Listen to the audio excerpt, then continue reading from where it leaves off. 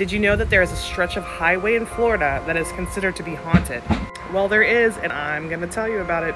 Part of I-4 that goes through Sanford, Florida is said to be haunted by settlers whose graves were paved over. Every day, thousands of drivers drive over this patch of highway that has a dark history, unaware of what took place.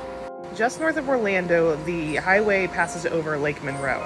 In the 1870s, Henry Sanford, who was a big real estate tycoon, he ended up actually trying to market the southern shore of the lake to immigrants that came over, to be citrus farmers or other types of jobs like that. He even sold 640 acres to a group of German immigrants that came over.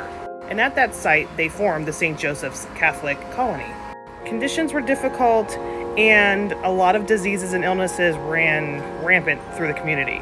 This made it very hard for the colony to thrive, and actually in 1887, a particularly bad case of yellow fever came through and pretty much wiped out everybody.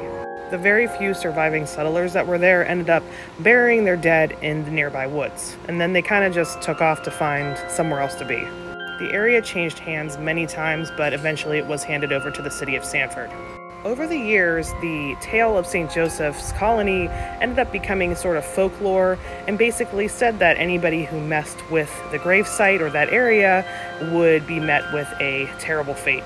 Lots of terrible things happened at that site. There was a child killed by a drunk driver. There was a local farmer whose farm burnt down. Enough terrible activity occurred there that it was nicknamed the Field of Death.